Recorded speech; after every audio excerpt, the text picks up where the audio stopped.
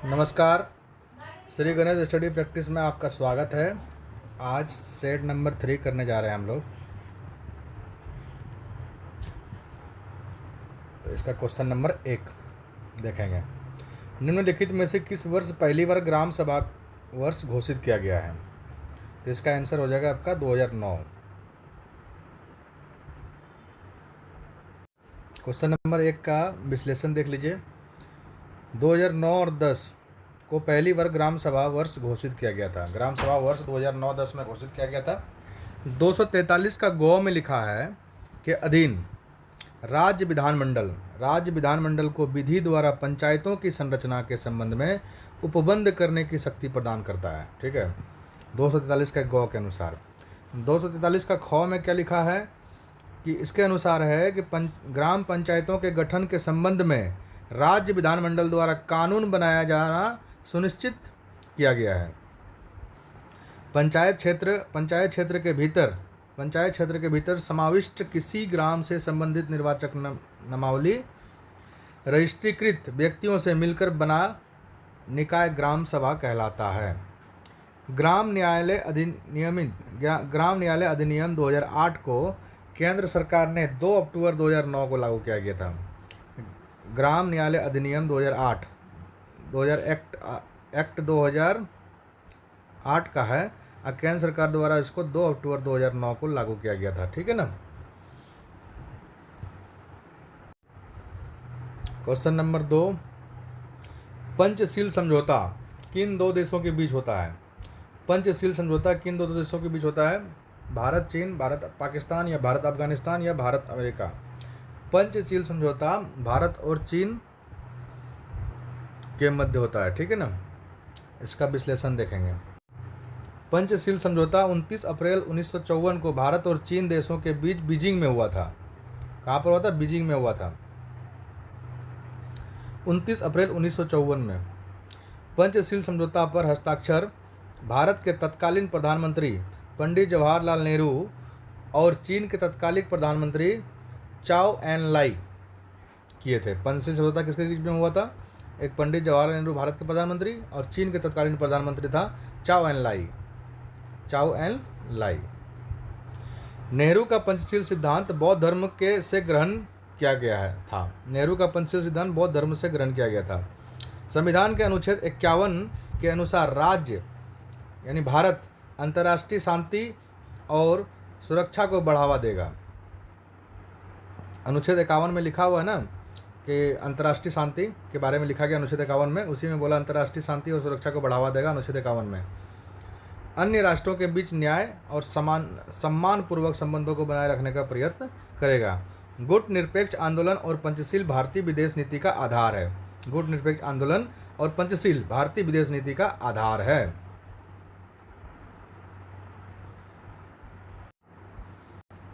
Question number 3 क्या बोल रहा है? बिहार में कुल कितने जिले हैं? तो ये 38 जिले हैं। इसका विश्लेषण देखिए। बिहार में कुल कितने जिले हैं? 38 जिले हैं। बिहार में कुल 38 जिले हैं। बिहार में कुल 40 पुलिस जिले हैं। 38 जिले हैं लेकिन पुलिस जिले अगर पूछेगा तो 40 हैं। नौगछिया और बगहा दोनों पुलिस जिला है। नौगछिया और बगहा दोनों पुलिस जिला है। सबसे अधिक जिले 75 किसमें है? उत्तर प्रदेश में। उत्तर प्रदेश में सबसे अधिक जिले हैं 75। अब बिहार का 38वां जिला अरवल है। बिहार का 38वां जिला कौन है? अरवल है। बिहार में कुल 9 प्रमंडल हैं। बिहार का राजकीय पशु बैल, राजकीय पक्षी गोरैया, राजकीय पुष्प गेंदा और राजकीय वृक्ष पीपल और राजकीय चिन्ह बोधि वृक्ष है।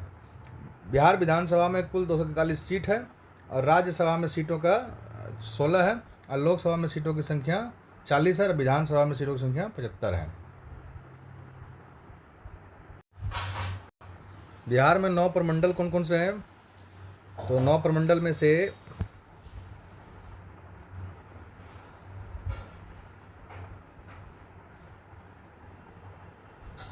देखिए, पहला पटना प्रमंडल,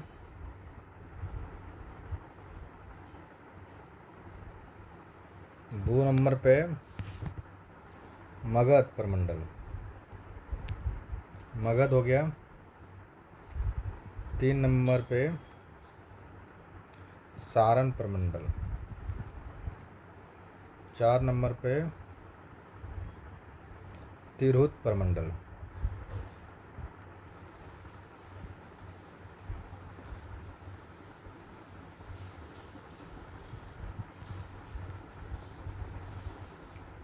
5 नंबर पे दरभंगा प्रमंडल,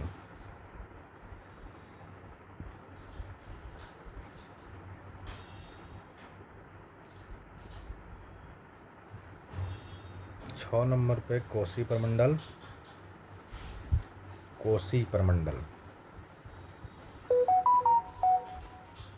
7 नंबर पे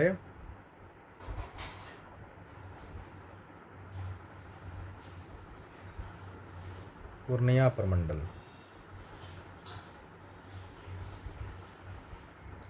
8 नंबर पे क्या है, भागलपुर प्रमंडल, 9 नंबर पे क्या है, मुंगेर प्रमंडल।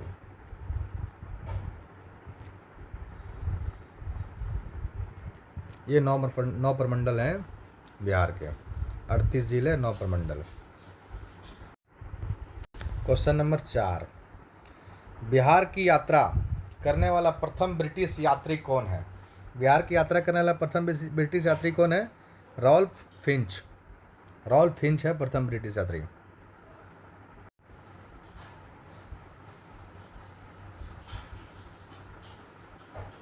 बिहार की यात्रा करने वाला प्रथम ब्रिटिश यात्री रॉल्फ फिंच है। रॉल्फ फिंच अकबर के समय भारत आया था। सर टॉमस रो जो है जहांगीर के दरबार में आया था 1615 ईस्वी में। सर टॉमस रो जहांगीर के दरबार में 1615 में आया था और रॉल्फ फिंच अकबर के समय आया था बिहार में। अकबर समय भारत आया था। अब बिहार की यात्रा करने वाला प्रथम ब्रिटिश यात्री अगर देखा जाए तो रॉल्फ फिंच है। सर टॉमस रो जहांगीर के दरबार में 1615 में आया था।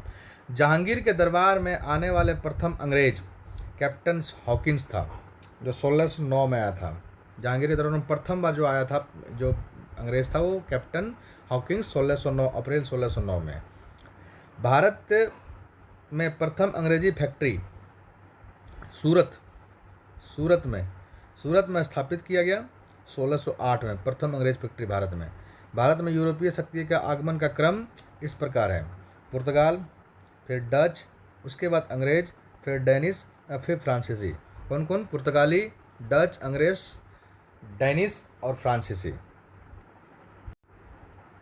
क्वेश्चन नंबर 5, भारत में पहली पंचवर्षीय योजना का आधार क्या है? भारत में पहली पंचवर्षीय योजना का आधार क्या है? देखिए, पहली पंचवर्षीय योजना हेराल्ड डोमर मॉडल, दूसरी पंचवर्षीय योजना पीसी महालनोबिस, तीसरी पंचवर्षीय योजना सुखमय और चौथी पंचवर्षीय योजना है गॉडगिल। पांचवी पंचवर्षीय योजना डीपी धर है। ठीक है ना? तो ये तो पहली पंचवर्षीय योजना अभी पूछा है। इसमें पहली पंचवर्षीय योजना का आधार क्या है? हेराल्ड डोमर मॉडल पे था पहली पंचवर्षीय योजना। ठीक है ना? Herald Domar model. दूसरी वाला ये है।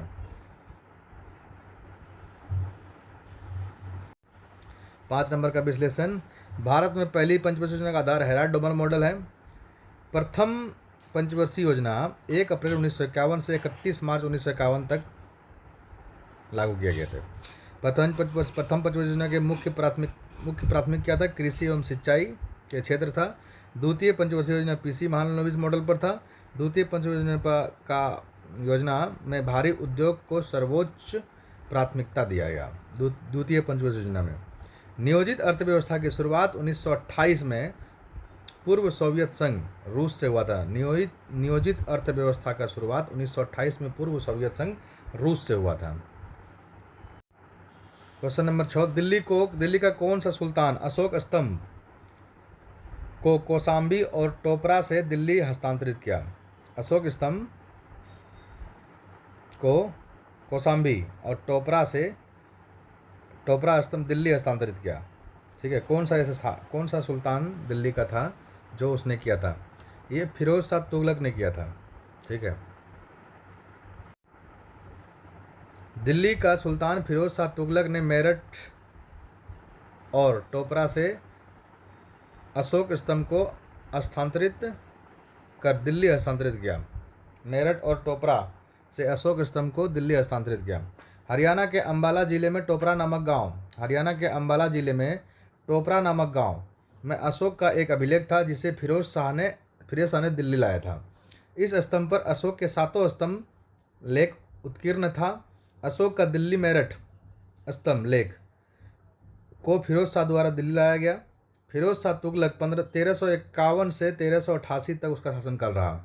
फिरोज शाह तुगलक ये दिल्ली सल्तनत का हिस्सा है। तुगलक वंश का फिरोज शाह तुगलक जो 1351 से 1388 तक था। ब्राह्मणों पर जजिया कर लगाया था इसी ने। फिरोज शाह तुगलक ने ब्राह्मणों पर भी जजिया लगाया था। फिरोज शाह तुगलक ने तुष्टीकरण नीति अपनाया था। फिरोज शाह तुगलक दिल्ली का प्रथम सुल्तान था जिसने राज्य की आय का ब्यौरा तैयार करवाया था। क्वेश्चन नंबर 7, निम्नलिखित घटनाओं को कालक्रमानुसार व्यवस्थित कीजिए और नीचे दिए गए कूट पर उसका ये कीजिए मिलान कीजिए। नीचे दिए कूट का प्रयोग करते हुए सही उत्तर का चयन कीजिए, ये बोला है। अमृतसर घटना क्या है? मतलब अमृतसर घटना में क्या हुआ? जलियांवाला बाग हत्याकांड हुआ था। अमृतसर घटना ये हुआ था 1919 में। चौरी चौरा घटनाकांड कब हुआ था? 1922 में। चंपारण कब हुआ था? 1917 में। मोपला विद्रोह कब हुआ था? 1921 में। इसका कालक्रम अनुसार कीजिए। तो सबसे पहले आ जाएगा सी, उसके बाद आ जाएगा आपका ए, उसके बाद आ जाएगा डी, और डी के बाद बी। सबसे पहले आया क्या? चंपारण। चंपारण 1917 में। 1919 में अमृतसर घटना जिसको जलियांवाला बाग हत्याकांड भी कहते हैं, और 1921 में मोपला विद्रोह, 1922 में चौरी चौरा हत्याकांड। इसका आंसर क्या हो जाएगा फिर इस हिसाब से? CADB option C. CADB option C. इसका विश्लेषण देख लिए। दी गई घटनाओं का सही क्रमानुसार। चंपारण सत्याग्रह 1919, अमृतसर घटना चंपारण सत्याग्रह 1917, अमृतसर घटना 1919, मोपला विद्रोह 1921, चौरी चौरा घटना 1922। चंपारण आंदोलन गांधी जी द्वारा बिहार के चंपारण में अप्रैल 1917 में चलाया गया था। अमृतसर घटना इसे जलियांवाला बाग हत्याकांड के नाम से भी जाना जाता है। यह घटना 13 अप्रैल 1919 को अमृतसर में घटित हुई थी। ठीक है। मोपला विद्रोह 1921 केरल में 1921 में मुस्लिम किसानों का जमींदार एवं अंग्रेजों के विरुद्ध था। मोपला विद्रोह केरल के जो मुस्लिम किसान थे 1921 में चलाया गया था। केरल के जो मुस्लिम किसान थे उन्होंने जमींदार और अंग्रेजों के विरुद्ध चलाया था। चौरी चौरा घटना 5 फरवरी 1922 को हुआ था, जो गोरखपुर के चौरी चौरा नामक स्थान पर पुलिस स्टेशन को एक घटना मतलब आग लगा दिया था। वही है चौरी चौरा घटना कांड। अब क्वेश्चन नंबर 8। क्वेश्चन 8 ये कह रहा है जैन धर्म श्वेतांबर और दिगंबर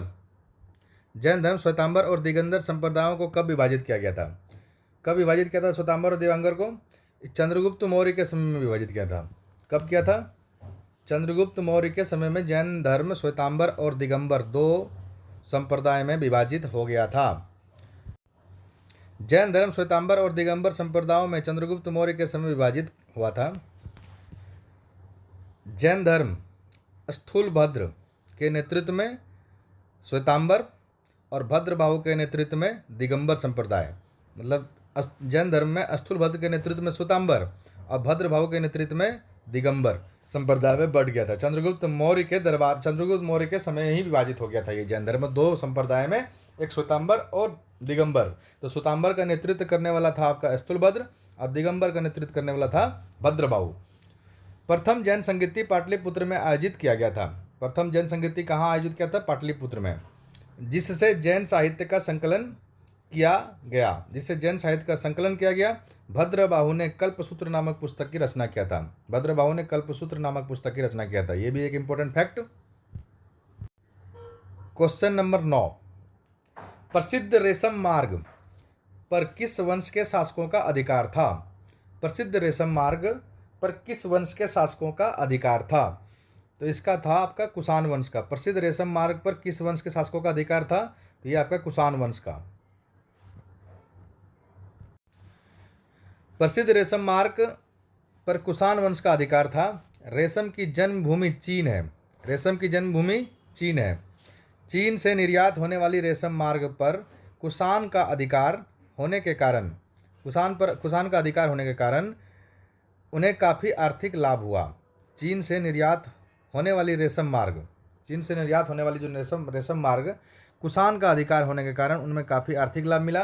और कनिष्क कुषाण वंश का महानतम शासक था। कुषाण वंश का महानतम शासक कौन था? कनिष्क था। कनिष्क ने चीन के सेनापति पांचाओ से युद्ध किया था। कनिष्क ने चीन के जो सेनापति पांचाओ से युद्ध किया था।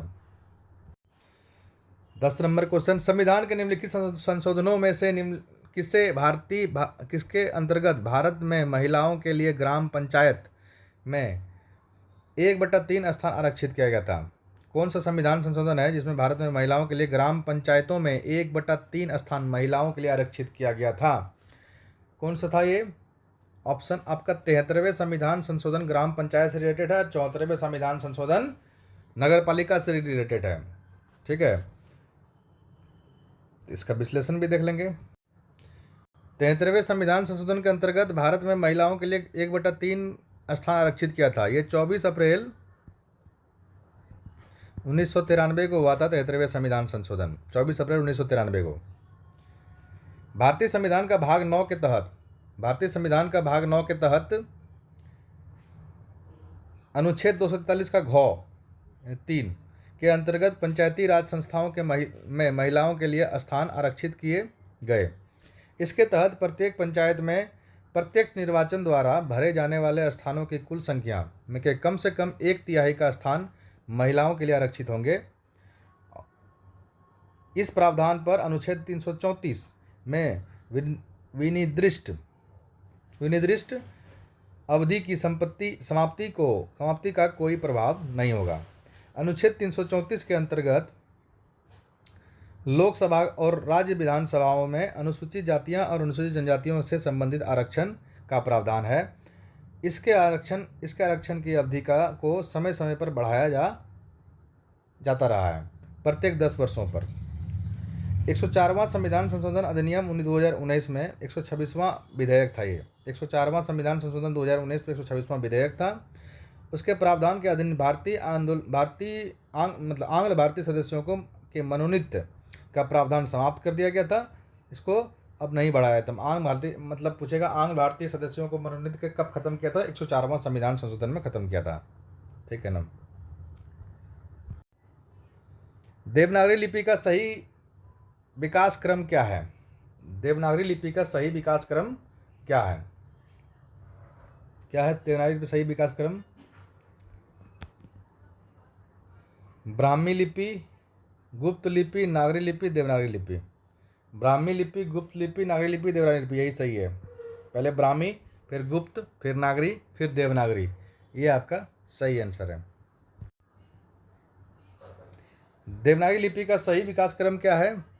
ब्राह्मी लिपि, गुप्त लिपि, नागरी लिपि, देवनागरी लिपि।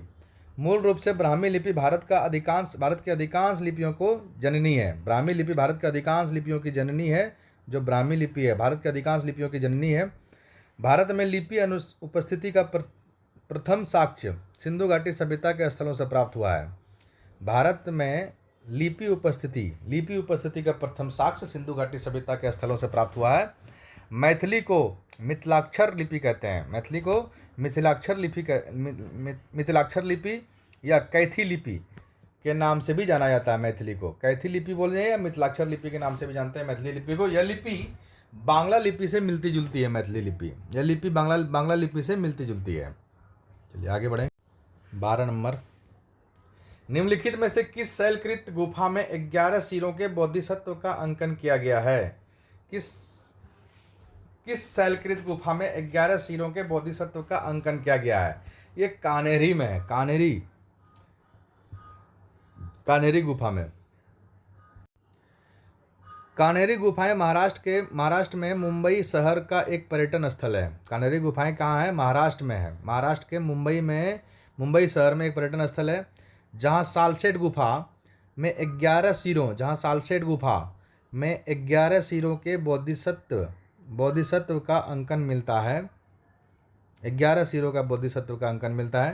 कान्हेरी सालसेट द्वीप पर स्थित है। कान्हेरी कहाँ स्थित है? सालसेट द्वीप पर स्थित है। बेसाल चट्टानों से बना हुआ बौद्ध धर्म से संबंध गुफा है। बेसाल चट्टानों से बना हुआ यह गुफा है। कार्ले का चैत्य भारत में सबसे बड़ा चैत्य है। कार्ले का चैत्य भारत का सबसे बड़ा चैत्य है। प्राचीन अभिलेखों में कान्हासेल, कृष्णगिरी या कान्हागिरी के नाम से उल्लिखित कान्हेरी बौद्धों का प्रमुख केंद्र है। प्राचीन अभिलेखों में कान्हासेल, प्राचीन अभिलेखों में जो कान्हासेल है उसको कृष्णगिरी या कान्हागिरी के नाम से उल्लेखित कान्हेरी बौद्धों के लिए प्रमुख केंद्र था। क्वेश्चन नंबर 13, सरदेश मुखी की वसूली शिवाजी इसलिए कहते थे क्योंकि वे महाराष्ट्र के पुश्तैनी सरदेश मुख थे। सरदेश मुखी राजस्व का कितना भाग वसूला जाता है? सरदेश मुखी की वसूली, सरदेश मुखी की वसूली शिवाजी इसलिए करते थे, सरदेश मुखी की वसूली शिवाजी इसलिए करते थे क्योंकि वे महाराष्ट्र के पुश्तैनी सरदेश मुख थे। महाराष्ट्र के पुश्तैनी सरदेश मुख थे। सरदेश मुखी राजस्व का कितना भाग वसूला जाता था? इसका ऑप्शन हो जाएगा आपका 1/10, 1/10 सरदेश मुख वसूला जाता था महाराष्ट्र में।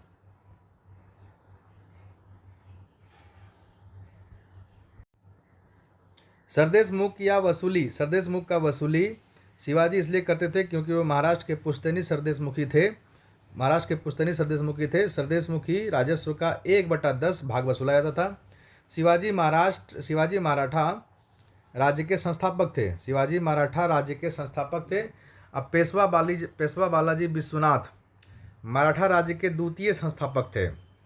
पेशवा बालाजी विश्वनाथ जो थे मराठा राज्य के द्वितीय संस्थापक थे, यानी दूसरे संस्थापक पेशवा बालाजी विश्वनाथ को बोलते हैं। बाजीराव प्रथम सबसे महान पेशवा थे। बाजीराव प्रथम सबसे महान पेशवा थे मराठा साम्राज्य का। बाजीराव द्वितीय अंतिम पेशवा थे। ठीक है, सबसे पहला संस्थापक कौन है? मराठा राज्य का संस्थापक कौन हो गया आपका? वो तो हो गया शिवाजी। दूसरे संस्थापक किसको बोलते हैं? दूसरे संस्थापक बोलते हैं पेशवा बालाजी विश्वनाथ को। और सबसे महानतम किसको बोलते हैं? सबसे महानतम पेशवा किसको बोलते हैं? बाजीराव प्रथम को। सबसे अंतिम पेशवा बाजीराव द्वितीय को। क्वेश्चन नंबर 14, मराठों एवं अहमद शाह अब्दाली के मध्य लड़े गए पानीपत के तृतीय युद्ध के समय कौन पेशवा था? मराठों एवं अहमद शाह अब्दाली के मध्य लड़े गए पानीपत के तृतीय युद्ध के समय कौन पेशवा था? मराठों एवं अहमद शाह अब्दाली के मध्य लड़े गए पानीपत के तृतीय युद्ध में कौन पेशवा था? क्वेश्चन ये पूछा है। इस समय था बाजीराव प्रथम। इसमें कौन था आपका? और इसमें बालाजी बाजीराव था। और इसमें कौन था? बालाजी बाजीराव था। अहमद शाह अब्दाली और मराठा के बीच में जो पानीपत का तीसरा युद्ध हुआ था 1500 कब हुआ था? पानीपत का 3 युद्ध हुआ था, एक 1526 में, एक 1556 में, एक 1561 में। 3 युद्ध हुआ था। तीनों युद्ध में पहला तो बाबर और लोधी पहला हुआ था बाबर और लोधी के बीच में। दूसरा हुआ था अकबर और हेमू के बीच में। और तीसरा हुआ था मराठा और अहमद शाह अब्दाली के बीच में। अहमद शाह अब्दाली के बीच में ये 3 युद्ध हुआ था, 1526, 1556, 1561। तो इसमें तृतीय युद्ध जब पानीपत का हुआ था उसमें पूछ रहा था मराठों का जो पेशवा था वो कौन था? तो बालाजी विश्वनाथ था। ठीक है, मराठों एवं अहमद शाह अब्दाली के मध्य लड़े गए पानीपत के तृतीय युद्ध के समय पेशवा बालाजी बाजीराव था। नादिर शाह को ईरान का नेपोलियन कहा जाता था। नादिर शाह ने मोहम्मद शाह के शासनकाल में आक्रमण किया था। 1739 में। पानीपत के तृतीय युद्ध में मराठा सेना का वास्तविक सेनापति सदाशिवराव भाऊ था। पानीपत के तृतीय युद्ध में मराठा सेना का वास्तविक सेनापति कौन था? सदाशिवराव भाऊ थे। इसका सेनापति मराठा सेना पर, लेकिन पेशवा थे ये बालाजी बाजीराव पेशवा थे, लेकिन इसका सेनापति अगर पूछा जाएगा मराठा सेना का तो सदाशिवराव भाऊ था। नादिर शाह के सेनापति अहमद शाह अब्दाली ने अफगानिस्तान से अलग राज्य स्थापित किया था। नादिर शाह का जो सेनापति था अहमद शाह अब्दाली अफगानिस्तान से एक अलग राज्य स्थापित किया था। अहमद शाह अब्दाली ने 1748 से 1761 1768 के बीच भारत पर लगभग 8 आक्रमण किए थे। अहमद शाह अब्दाली ने 1748 से लेकर 1768 तक में लगभग 8 आक्रमण किए थे भारत में। 8 आक्रमण किए भारत में 8 आक्रमण किए थे अहमद शाह अब्दाली ने 1748 से 1768 के बीच में। अहमद शाह अब्दाली ने मराठा को पराजित किया था 14 जनवरी 1761 को। तो 1761 में पानीपत का तृतीय युद्ध हुआ था। 1756 में 1526 ठीक है, ये 1761 में हुआ था युद्ध, पानीपत का तीसरा युद्ध। ठीक है।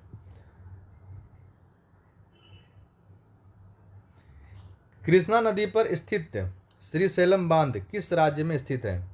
कृष्णा नदी पर स्थित श्रीशैलम बांध किस राज्य में स्थित है?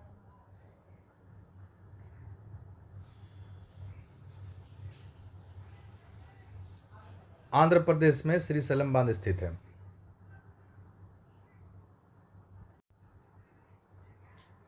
कृष्णा नदी पर स्थित श्रीशैलम बांध आंध्र प्रदेश में स्थित है। कृष्णा नदी महाराष्ट्र के महाबलेश्वर में से निकलती है। महाराष्ट्र के महाबलेश्वर से निकलती है तथा महाराष्ट्र, कर्नाटक, तेलंगाना और आंध्र प्रदेश में बहती हुई बंगाल की खाड़ी में गिर जाती है। महाराष्ट्र से निकलती है, ऐसे ऐसे कर यहाँ बंगाल की खाड़ी में गिर जाती है। ठीक है। इसकी कुल लंबाई 1401 किलोमीटर है। कृष्णा नदी की कुल लंबाई 1401 किलोमीटर है। कोयना नदी, कोयना, तुंगभद्रा और भीमा इसकी प्रमुख सहायक नदी है। कृष्णा की सहायक नदी क्या है? कोयना, तुंगभद्रा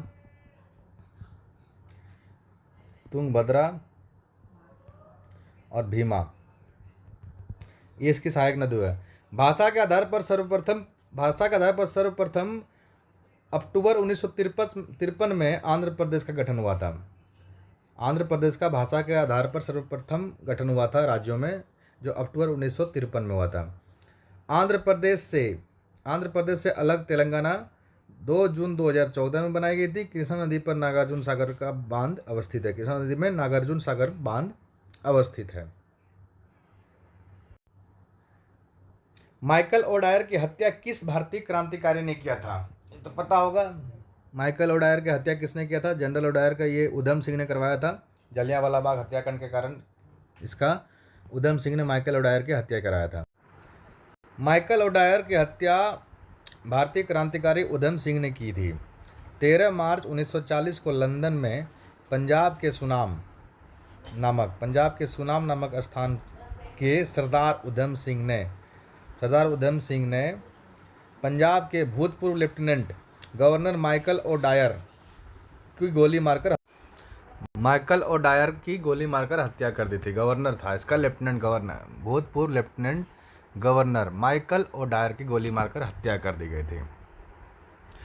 13 अप्रैल 1919 को अमृतसर में जलियांवाला बाग हत्याकांड हुआ था। डॉक्टर सतपाल और सैफुद्दीन किचली को गिरफ्तारी के विरोध में हो रही जनसभा जनरल डायर ने अंधाधुंध गोलियां चलवाई थी।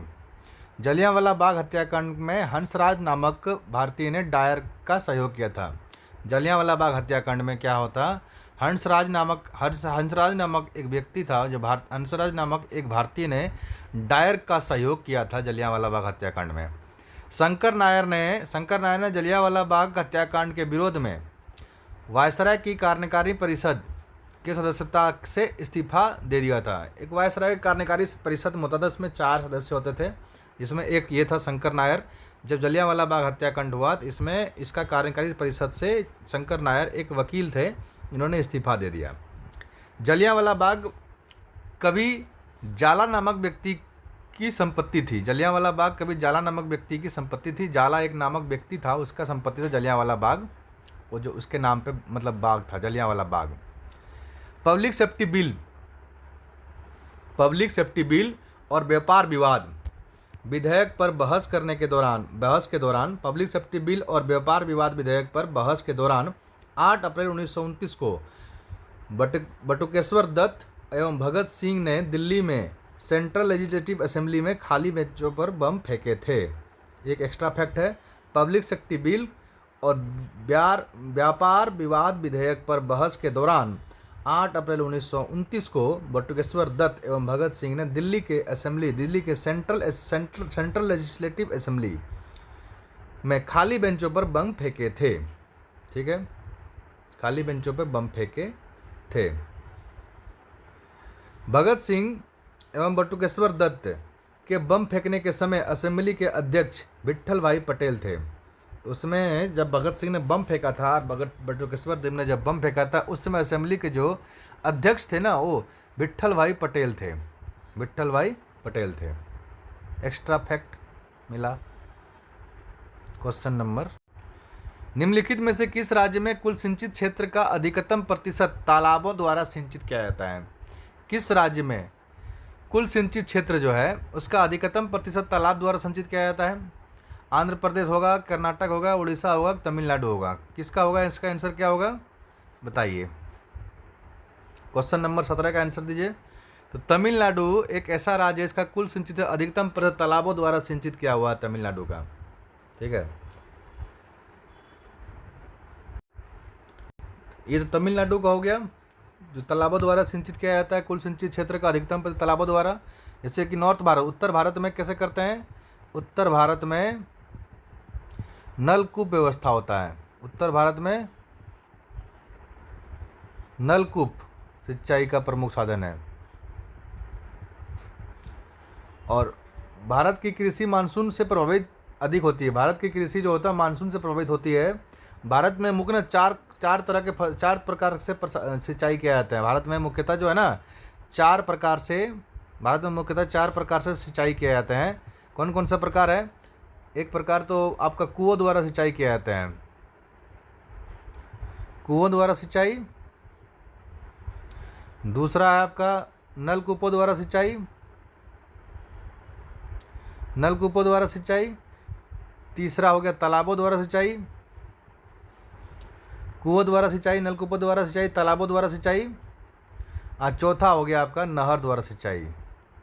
ठीक है, तो चार प्रकार की तरह से सिंचाई भारत में अधिकतर लगभग होते हैं, जो कुआं द्वारा, नलकूप द्वारा, तालाब द्वारा और नहर द्वारा। ठीक है, 18 नंबर क्वेश्चन, सूची 1 सूची 2 को मिलाना है। हंगुल कहाँ पाया जाता है? हंगुल कहाँ पाया जाता है? हंगुल आपका दाचिंगम राष्ट्रीय उद्यान में पाया जाता है, दाचिंगम में। बाघ टाइगर कहाँ पाया जाता है? सुंदरवन में टाइगर पाया जाता है, सुंदरवन में। बी का 3 हो गया, मतलब यहाँ 2 का 1, 3 का बी। भारतीय सिंह मतलब एशियाई सिंह ये किसको बोलते हैं? ये आपका पाया जाता है कहाँ पर? गिर में पाया जाता है ना एशियाई शेर। राइनोसोरस कहाँ पाए जाते हैं? काजीरंगा में। काजीरंगा कहाँ है? असम में। काजीरंगा कहाँ है? असम में। सुंदरवन कहाँ है? बंगाल में। गिर गुजरात में। दाचिंगम राष्ट्रीय उद्यान कहाँ है? दाचिंगम JNK में।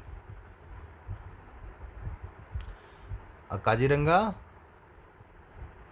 असम में, सुंदरबन वेस्ट बंगाल में और गिर गुजरात में। ठीक है, तो इसका आंसर क्या होगा आपका? DABC किस में है? यहाँ ABCD है ना, ABCD में इसका आंसर हो जाएगा A का 2 हो जाएगा, B का 3 हो जाएगा, C का 4 हो जाएगा और D का 1 हो जाएगा। तो इसका आंसर है 2 1 4 3 2 1 4 3 2 1 4 3 2 1 4 3 किस में है? 2 3 4 1 2 3 4 1 2 3 4 1 बी में है। 2 3 4 1 बी में है। इसका आंसर हो गया बी। सुंदरवन जो है ना, सुंदरवन में सुंदरी वृक्ष भी पाए जाते हैं। सुंदरवन में सुंदरी वृक्ष के नाम से सुंदरी वृक्ष वहाँ पाया जाता है, इसलिए उसका सुंदरवन पड़ा है।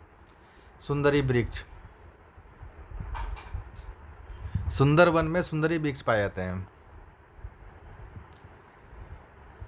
सुंदरी वृक्ष, ठीक है। सुंदरी वृक्ष सुंदरवन में पाए जाते हैं। सुंदरवन का डेल्टा जो है विश्व की सबसे बड़ी नदी डेल्टा है। सुंदरवन का जो डेल्टा है इसका विश्व की सबसे बड़ी नदी डेल्टा है। विश्व की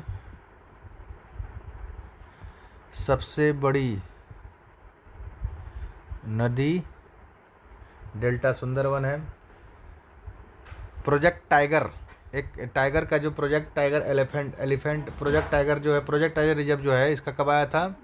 1973 में प्रोजेक्ट टाइगर आया था। प्रोजेक्ट टाइगर 1973 में। प्रोजेक्ट टाइगर कब आया था? 1973 में प्रारंभ हुआ था, अप्रैल 1973 में। अप्रैल 1973 में प्रोजेक्ट टाइगर स्टार्ट हुआ था, ठीक है। आगे बढ़िए। संतोपत ग्लेशियर अवस्थित है। संतोपत ग्लेशियर कहाँ अवस्थित है? उत्तराखंड में। संतोपत ग्लेशियर उत्तराखंड में अवस्थित है। इसका विश्लेषण देखते हैं। संतोपत ग्लेशियर उत्तराखंड में राज्य में अवस्थित है। सियाचिन ग्लेशियर लद्दाख में अवस्थित है। सियाचिन ग्लेशियर लद्दाख में अवस्थित है। सियाचिन भारत और पाकिस्तान के देश की सीमा पर अवस्थित है। सियाचिन ग्लेशियर जो है ना भारत और पाकिस्तान की सीमा पर अवस्थित है। संतोपत ग्लेशियर बद्रीनाथ से 17 किलोमीटर दूर है। संतोपत ग्लेशियर बद्रीनाथ से 17 किलोमीटर दूर में अवस्थित है। इन ग्लेशियर से अलकनंदा नदी निकलती है। संतोपत ग्लेशियर से क्या निकलती है? अलकनंदा नदी निकलती है। उत्तराखंड के गंगोत्री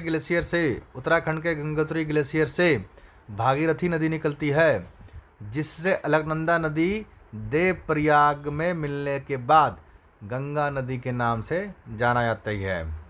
मतलब गंगोत्री से भागीरथी निकलती है और अलकनंदा निकलती है संतोपत ग्लेशियर से।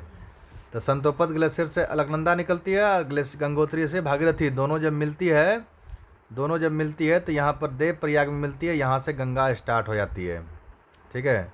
सियाचिन विश्व का सबसे ऊंचा युद्ध स्थल है जहाँ सैनिक छावनी है। सियाचिन विश्व का सबसे ऊंचा युद्ध स्थल है जहाँ सैनिक छावनी है। 20 नंबर क्वेश्चन, निम्नलिखित में से कौन सी संसदीय कार्य विधि भारत की देन है? कौन सा संसदीय कार्य विधि भारत की देन है? क्वेश्चन नंबर 20 बोला है। इसका आंसर हो जाएगा विधि भारत की देन है। कौन सा संसदीय कार्य? शून्यकाल विधि भारत की देन है। इसका एनालिसिस देखते हैं। शून्यकाल संसदीय कार्य विधि भारत की देन है। शून्यकाल संसदीय कार्य विधि भारत की देन है। शून्यकाल भारतीय संसदीय प्रणाली में 1962 ईस्वी में प्रारंभ हुई थी। शून्यकाल भारतीय संसदीय प्रणाली में 1962 में प्रारंभ हुई थी। अब भारतीय संसदीय प्रणाली में प्रश्नकाल के बाद का समय शून्यकाल कहलाता है। प्रश्नकाल के बाद का समय को शून्यकाल कहलाता है। कटौती प्रस्ताव सरकार की योजना व्यय में कमी करने के उद्देश्य से लाया जाता है। कटौती प्रस्ताव जो होता है सरकार की योजना व्यय में कमी, योजना के जो खर्च में कमी करने का उद्देश्य लाया जाता है उसको कटौती प्रस्ताव कहते हैं। भारतीय संविधान के अनुच्छेद 111 में क्या बोला है? इसके 111 का अधीन राष्ट्रपति संसद के दोनों सदनों द्वारा पारित विधेयक पर जब हस्ताक्षर करता है तब वह अधिनियम बन जाता है। अनुच्छेद 111 आर्टिकल 111 ये बोला है कि राष्ट्रपति संसद के दोनों सदनों द्वारा विधेयक पर जब हस्ताक्षर कर देता है राष्ट्रपति तब वह अधिनियम बन जाता है। राष्ट्रपति के वीटो का विवरण भी अनुच्छेद 111 में ही है। राष्ट्रपति चाहे तो अपने पास रख सकता है या पुनर्विचार के लिए भेज सकता है। अगर राष्ट्रपति ने साइन कर दिया तो वह एक अधिनियम बन गया, ठीक है। हम क्वेश्चन नंबर 21 देखेंगे। अब भारतीय संविधान के प्रस्तावना में न्याय शब्द का प्रयोग किस अर्थ में किया गया है? न्याय, देखिए, सामाजिक न्याय, आर्थिक न्याय, राजनीतिक न्याय, इस यहाँ पर किया गया है। किस अर्थ में किया गया है? तो 3 तरह के न्याय है भारतीय प्रस्तावना में। एक सामाजिक न्याय है, एक आर्थिक न्याय है और राजनीतिक न्याय है, ठीक है ना। क्या क्या है? सामाजिक न्याय, आर्थिक न्याय और राजनीतिक न्याय। इसका मतलब सामाजिक न्याय, आर्थिक न्याय और राजनीतिक न्याय। ये आंसर ऑप्शन नंबर 1। भारतीय संविधान की प्रस्तावना में न्याय शब्द का उल्लेख न्याय शब्द का प्रयोग सामाजिक, आर्थिक और राजनीतिक न्याय के अर्थ का किया गया है। प्रस्तावना संविधान का दर्शन एवं कुंजी है। प्रस्तावना संविधान का दर्शन एवं कुंजी है। प्रस्तावना को भी भिन्न भिन्न लोगों ने भिन्न भिन्न चीज़ कहा है। जैसे प्रस्तावना की कुंजी किसने कहा है कि उसमें पूछा है, प्रस्तावना की कुंजी किसने कहा है? प्रस्तावना को संविधान की कुंजी किसने कहा है? तो ये अर्नेस्ट हैकर ने कहा है। ठीक है, अर्नेस्ट हैकर ने कहा है प्रस्तावना को संविधान की कुंजी।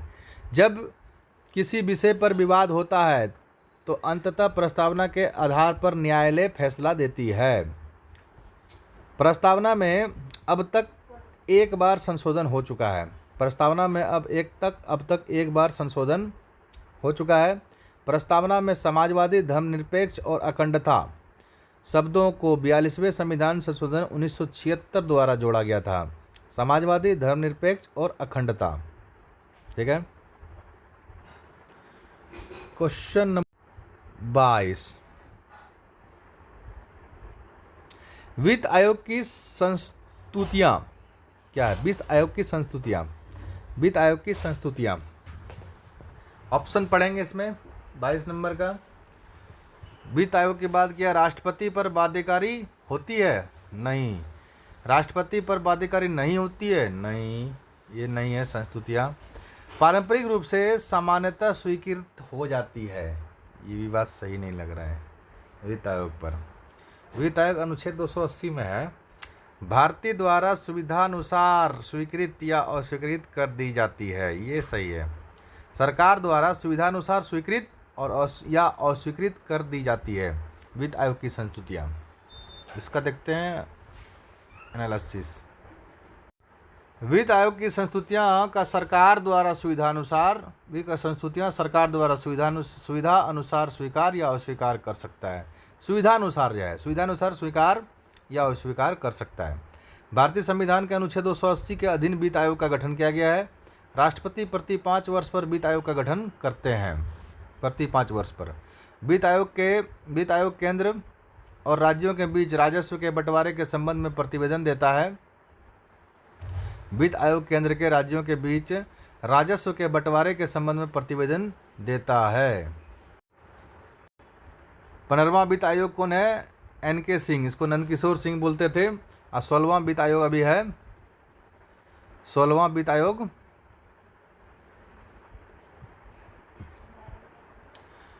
अरविंद पनगड़िया। 16वां वित्त आयोग कौन है? अरविंद पनगड़िया। अरविंद पनगड़िया, ये 16वां वित्त आयोग है।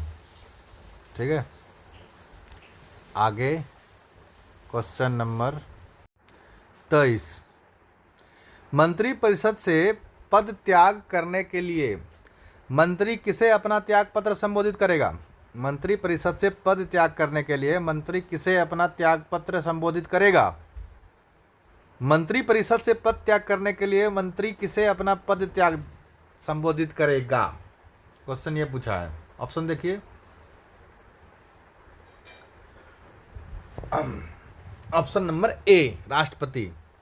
मंत्रिपरिषद से पद त्याग करने के लिए मंत्री किसे अपना त्याग पत्र संबोधित करेगा?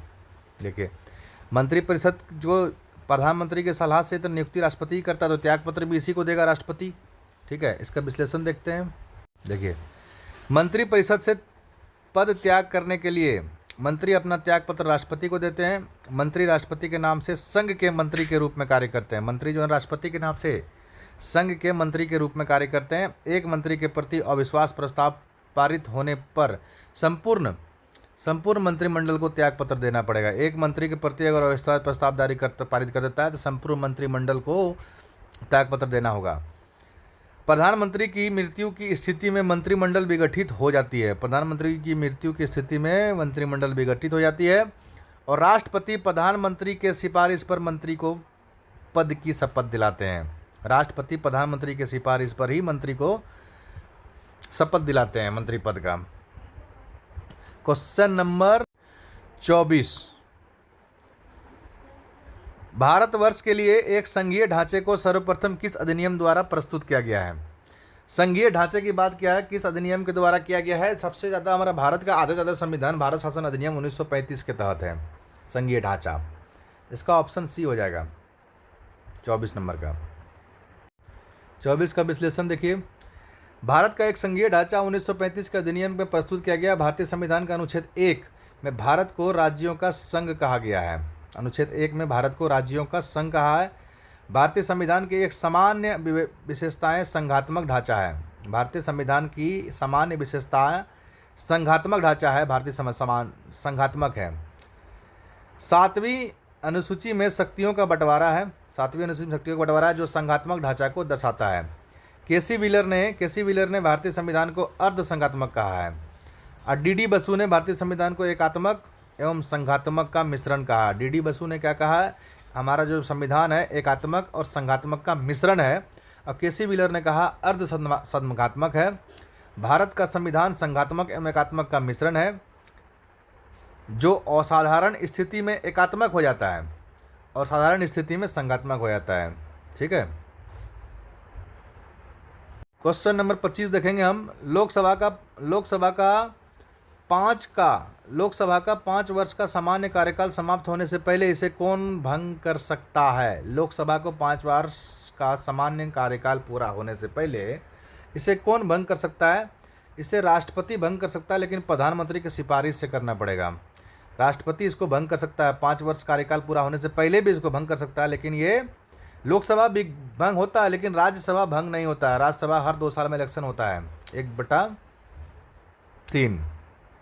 ठीक है, प्रधानमंत्री की सलाह से होता है। ऑप्शन नंबर सी सही है इसका 25 का। इसका विश्लेषण देखेंगे। लोकसभा को 5 वर्ष से पूर्व भी राष्ट्रपति प्रधानमंत्री की सिफारिश से भंग कर सकता है। लोकसभा का कार्यकाल साधारण 5 वर्ष का होता है। विशेष परिस्थितियों में अवधि 1 वर्ष बढ़ाया जा सकता है। विशेष परिस्थिति में 1 वर्ष की अवधि 1 बार बढ़ाया जा सकता है। आपातकाल समाप्त होने के बाद अधिकतम 6 माह से अधिक नहीं हो सकता। आपातकाल समाप्त होने के बाद 6 महीना से अधिक नहीं हो सकता, उससे ज़्यादा अवधि नहीं बढ़ सकता। राष्ट्रपति अल्पमत प्रधानमंत्री की संस्तुति को मानने के लिए बाध्य नहीं है। राष्ट्रपति जो है ना, अल्पमत प्रधानमंत्री की संस्तुति को मानने के लिए बाध्य नहीं है।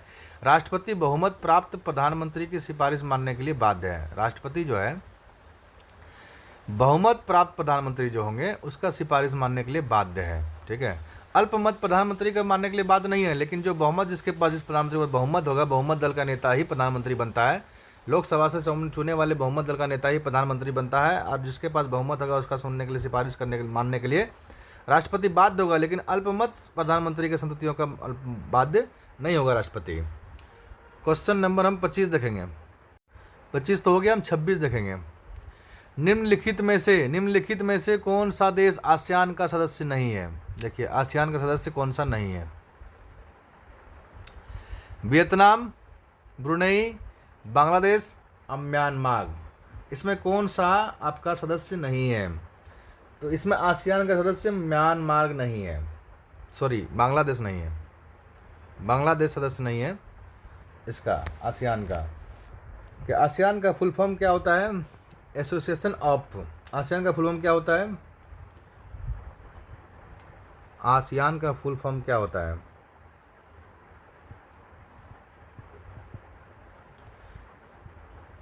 Association of south east Asian nation.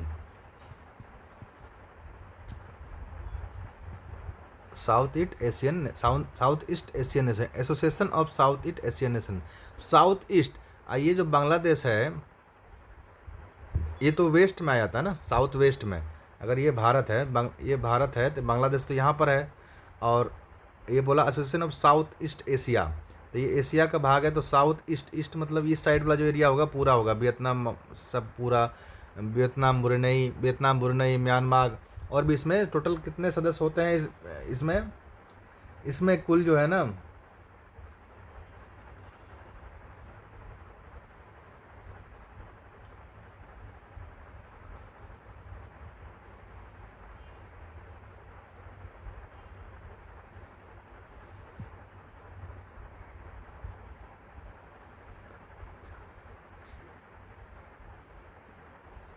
कुल 10 देश इसमें कुल हैं।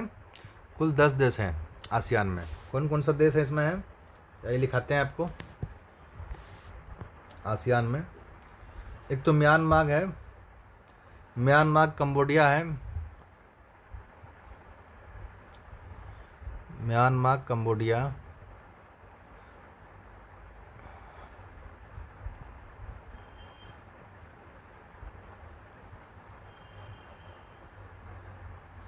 म्यांमार, दूसरा है कंबोडिया,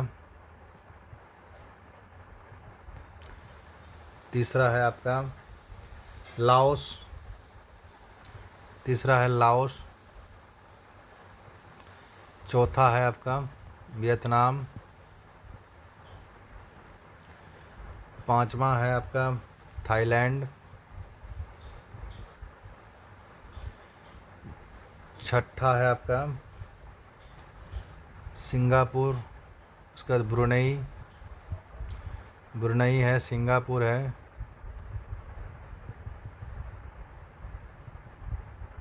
सिंगापुर है, ब्रुनेई है, सिंगापुर है, और क्या है इसमें, मलेशिया है, फिलीपींस है, इंडोनेशिया है, मलेशिया, फिलीपींस, इंडोनेशिया, इंडोनेशिया। तो इसमें कौन कौन से 10 देश हैं कुछ आसियान में? 10 देश हैं। South east association of south east Asian nation, Myanmar, Cambodia, Laos, Vietnam, Thailand, Brunei, Singapore, Malaysia, Philippines और इंडोनेशिया। ये 10 देश हैं इसमें आसियान में। ठीक है। आसियान की जो स्थापना हुआ था 8 अगस्त 1967 में हुआ था। आसियान का स्थापना 8 अगस्त 1967 में हुआ था। आसियान का जो स्थापना हुआ था, इसका स्थापना 8 अगस्त 1967 में हुआ था इसका स्थापना। इसका हेडक्वार्टर है आपका, इसका हेडक्वार्टर है जकार्ता में। इसका हेडक्वार्टर इंडोनेशिया जकार्ता में है। इसका हेडक्वार्टर इंडोनेशिया जकार्ता में इसका हेडक्वार्टर है। और इसका जो है ना पूर्ण सहभागी सदस्य भारत है। 24 अगस्त 1996 से 24 अगस्त 1996 से 24 अगस्त 1996 से आसियान का जो पूर्ण सदस्य, पूर्ण संवाद सहभागी है ये भारत जो है, पूर्ण संवाद सहभागी है। ठीक है, पूर्ण संवाद सहभागी है। 11 नवंबर 2022 को नोम्पे में आयोजित शिखर बैठक में आसियान ने तिमोर लिस्ते को 11वें सदस्य के रूप में स्वीकार किया था और इसे 2023 में स्वीकार कर लिया था। मतलब अभी 11वां सदस्य कौन सा हो गया? 11वां आसियान का हो गया तिमोर लिस्ते। तिमोर लिस्ते हो गया 11वां सदस्य आसियान का। ठीक है, इतना काफ़ी है। 27 नंबर में देखिए, निम्नलिखित अनुच्छेदों में से कौन एक राज्य सरकार को ग्राम पंचायतों को संगठित करने के लिए निर्देशित करता है? तो अनुच्छेद ग्राम पंचायत कितना है? 40 में। 51 में शांति है, अंतर्राष्ट्रीय शांति के बारे में कहा। 51 में है, 51 में अंतर्राष्ट्रीय शांति है, अंतर्राष्ट्रीय शांति है। 32 में क्या है? संवैधानिक उपचारों का, संवैधानिक उपचारों को, संवैधानिक उपचार। इसी प्रकार 5 प्रकार का रीट जारी करता है। इसी आर्टिकल में 5 प्रकार का रीट जारी करता है। कौन कौन सा रीट जारी करता है 5 प्रकार का? एक तो होता है बंदी प्रत्यक्षीकरण, बंदी प्रत्यक्षीकरण। दूसरा होता है आपका परमादेश। और तीसरा होता है अधिकार परीक्षा। और चौथा होता है उत्प्रेषण। उत्प्रेषण। पांचवा होता है प्रतिषेध। प्रतिषेध। ठीक है, ये 5 प्रकार का ऋण जारी करता है आर्टिकल 32 के लिए, 32 से। ठीक है, इसका विश्लेषण देख लेते हैं। भारतीय संविधान के आर्टिकल 40 में राज्य सरकार को ग्राम पंचायत के लिए संगठित किया गया है, संगठित करने के लिए निर्देश किया गया है। अनुच्छेद 40 में भारतीय संविधान में गांधीवादी दर्शन माना जाता है। ठीक है, नीति निर्देशक तत्व भारतीय संविधान के भाग 4 के अनुच्छेद 36 से 51 तक में है, और मतलब नीति निर्देशक तत्व के अंतर्गत ही आता है ये सब। और संविधान का भाग 4 के लोक कल्याणकारी राज्य की अवधारणा भी ठीक है। लोक कल्याणकारी राज्य आर्टिकल 38 में है। आर्टिकल 38 में एक लोक कल्याणकारी राज्य की बात की गई है। भारतीय संविधान के कुछ महत्वपूर्ण अनुच्छेद, जैसे कि अनुच्छेद 1 में संघ एवं राज्य क्षेत्र है, अनुच्छेद 14 में विधिक समक समानता, 17 में अस्पृश्यता का अंत, 20 में अपराध के लिए दोष सिद्धि से संरक्षण। ठीक है, दोष सिद्धि के संबंध में संरक्षण। 21 में प्राण एवं दैहिक स्वतंत्रता, और 21 का कौ में है 6 से 14 साल के बच्चों के लिए सभी निःशुल्क एवं अनिवार्य शिक्षा का अधिकार। ये हुआ था 86वें संविधान संशोधन, 86 कॉन्स्टिट्यूशन अमेंडमेंट 2003 में ये हुआ था। संवैधानिक उपचारों का अधिकार आर्टिकल 32 में 5 प्रकार की ऋण जारी करता है। और आर्टिकल 20 और 21 जो है ना, आर्टिकल 20 और 21 जो 2 आर्टिकल है, ये दोनों आर्टिकल को आप इमरजेंसी में भी ख़त्म, ये मौलिक अधिकार आपका ख़त्म नहीं हो सकता। ये आप दोनों फंडामेंटल राइट है 20-21, ये इमरजेंसी टाइम में भी ख़त्म नहीं हो सकता, आपातकालीन में भी ये ख़त्म नहीं, दोनों हमेशा रहेगा। आर्टिकल 20 और 21 कभी ख़त्म नहीं होता, निलंबित नहीं कर सकता आपसे। ठीक है, क्वेश्चन नंबर 28 देखते हैं। एक मार्ग क्या है? क्या है एक मार्ग? गुणवत्ता गारंटी मोहर है एक मार्ग। क्या है? गुणवत्ता गारंटी मोहर। इसका विश्लेषण देखेंगे डायरेक्ट। एक मार्ग गुणवत्ता गारंटी मोहर है। एक मार्ग केंद्र सरकार द्वारा प्रायोजित योजना है जो कृषि उत्पाद अधिनियम 1937 के अंतर्गत कृषि और संबद्ध उत्पादों को की ग्रेडिंग और मानकीकरण को प्रोत्साहित करती है। एक मार्ग। इको मार्ग क्या है? कोई उत्पाद पर्यावरण को किसी प्रकार की हानि पहुंचाने वाला या नहीं इसको प्रमाणित करने वाला, ये इको मार्ग है। भारत मानक ब्यूरो जो है, भारत मानक ब्यूरो वस्तुओं के गुणवत्ता प्रमाणन के लिए स्थापित राष्ट्रीय मानक निकाय है। भारत मानक ब्यूरो का मुख्यालय नई दिल्ली में है। एक मार्ग शुद्ध रूप से खाद्य पदार्थों से जुड़ा हुआ प्रमाण चिन्ह है जो खाद्य वस्तुओं की शुद्धता के सुनिश्चित करता है। एक मार्ग, ठीक है, गुणवत्ता सुनिश्चित करता है, गुणवत्ता गारंटी मोहर है एक मार्ग। जारवा जनजाति पाई जाती है किसमें? अंडमान निकोबार में। अंडमान निकोबार में जारवा जनजाति अंडमान निकोबार द्वीप समूह में पाई जाती है। ये प्रमुख जनजाति है जो भारत के सर्वाधिक आद्य जनजातियों में से एक है। यह जनजाति दक्षिण और मध्य अंडमान के पश्चिम तटों में पाई जाती है। दक्षिण और मध्य अंडमान के पश्चिम तटों में पाई जाती है।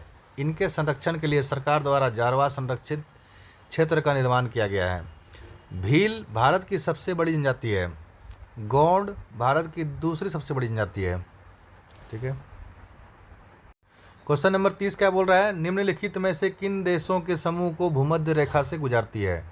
किन देशों के समूह को भूमध्य रेखा से गुजरती है? भूमध्य रेखा को किन देशों के समूह से गुजरती है, ये पूछ रहा है इसमें 30 नंबर में। तो ब्राज़ील, सूडान, मलेशिया तो है, गुजरती है किस भूमध्य रेखा मतलब समूह से गुजरती है? कोलंबिया, केन्या, इंडोनेशिया, इथोपिया सारे हैं। ठीक है, इसका ऑप्शन सही हो जाएगा आपका गुजरती है बोल रहा है, किस में से? तो कोलंबिया, केन्या और इंडोनेशिया तीनों से गुजरती है। देखिए, नॉर्थ अमेरिका, साउथ अमेरिका से भूमध्य रेखा कितने राज्यों से गुजरती है? 3 महाद्वीप से गुजरती है। एक north America, south America. South America में 3 जगह से तीन साउथ अमेरिका में जो है ना, साउथ अमेरिका में 3 देशों से गुजरती है भूमध्य रेखा। एक तो यहाँ पर है इक्वाडोर, इस जगह पर इक्वाडोर, इक्वाडोर के बाद यहाँ पर हो जाएगा आपका इक्वाडोर, इक्वाडोर के बाद है यहाँ आपका कोलंबिया, और कोलंबिया के बाद आपका ब्राज़ील। ठीक है, कोलंबिया के बाद Brazil, Ecuador, Colombia, Brazil,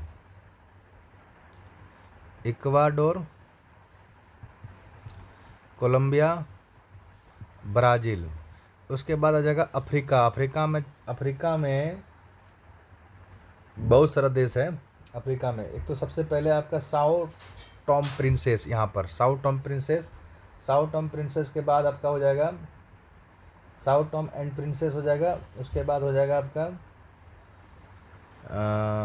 Uganda है, सोमालिया है, उसका गेबन भी है यहाँ। Sao Tom princess, गेबन, Uganda, Somalia और कांगो लोकतांत्रिक गणराज्य हो जाएगा, और कांगो गणराज्य हो जाएगा। 3 3 6 हो गया। तो क्या क्या हो गया? Sao Tom princess, Sao Tom princess, यहाँ हो जाएगा गेबन, गेबन के बाद हो जाएगा युगांडा, युगांडा के बाद सोमालिया, सोमालिया के बाद इसका केन्या भी है, इसमें केन्या है।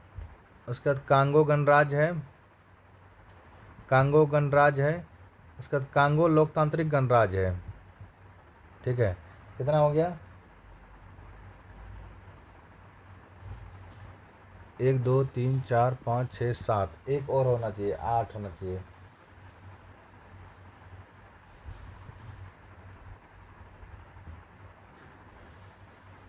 साओ टॉम प्रिंसेस हो गया, गेबन हो गया, गेबन के बाद युगांडा हो गया, युगांडा के बाद सोमालिया का, सोमालिया के बाद केन्या हो गया, केन्या के बाद कांगो गणराज्य हो गया, और कांगो लोकतांत्रिक गणराज्य भी हो गया। 7 ही है, 7 देश ही है। 1 2 3 4 5 6 7, कुल 13 देश हैं। तो 7 इसमें हो गया आपका ये हो गया आपका साउथ अमेरिका में, ये हो गया आपका अफ्रीका में। अफ्रीका के बाद आ जाएगा एशिया में। एशिया में 3 देश हैं, एक मालदीव, मालदीव है एक, मालदीव के बाद आपका इंडोनेशिया है, उसके बाद किरीबाती है। मालदीव, इंडोनेशिया, किरीबाती, 3 देश हैं इसमें साउथ एशिया में। तो ये टोटल कितना? 7 3 10 3 13 देश हैं टोटल इसमें। ठीक है ना, 13 देश हैं जो गुजरती है इसमें।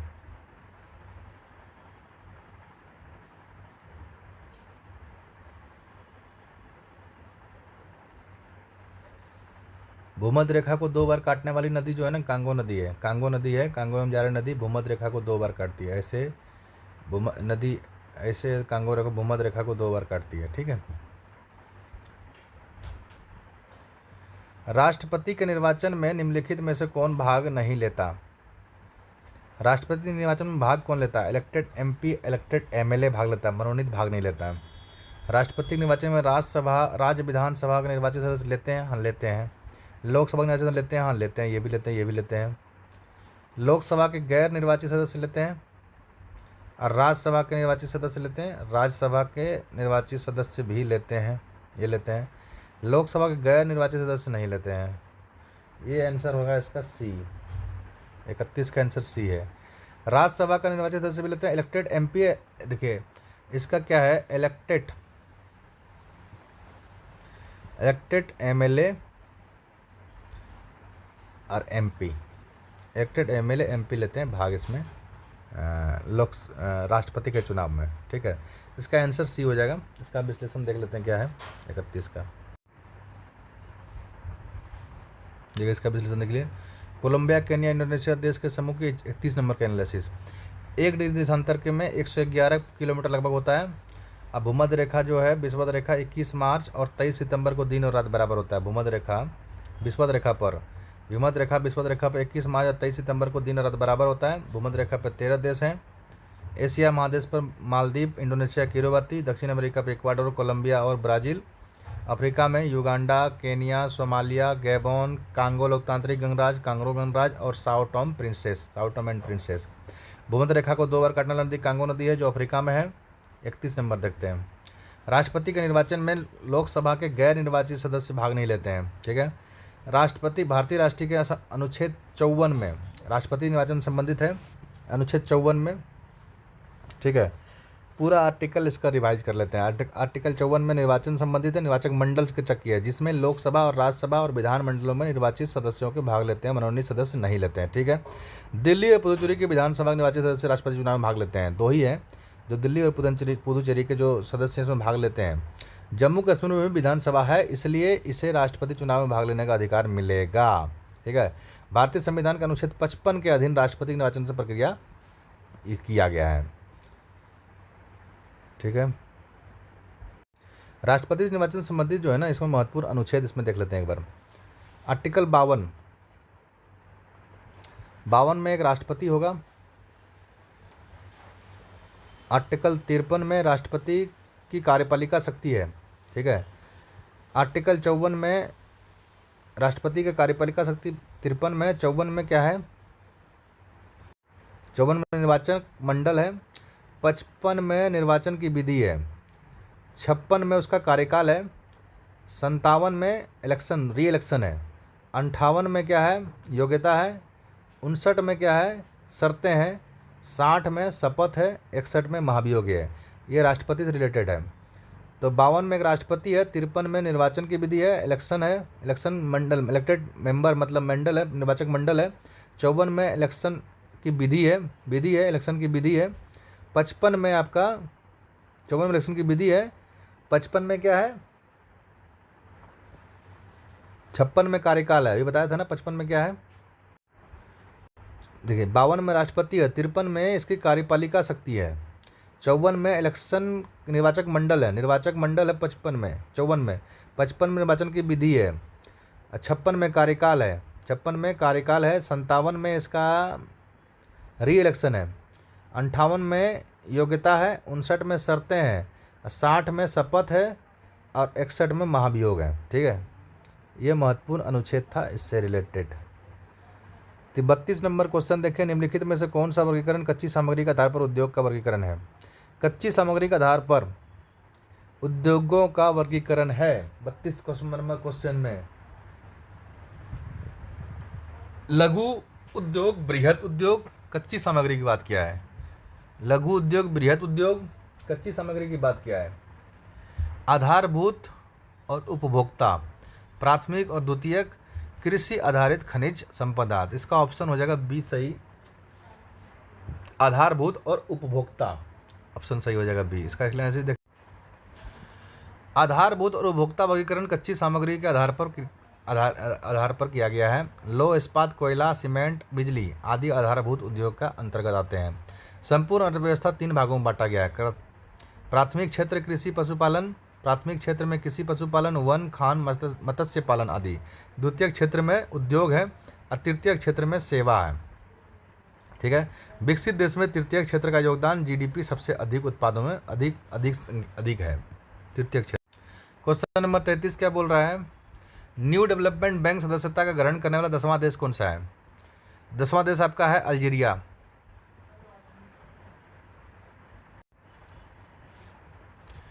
न्यू डेवलपमेंट बैंक सदस्यता ग्रहण करने वाला अल्जीरिया 10वां देश है। इससे पूर्व इंडोनेशिया न्यू डेवलपमेंट बैंक का 9वां देश था।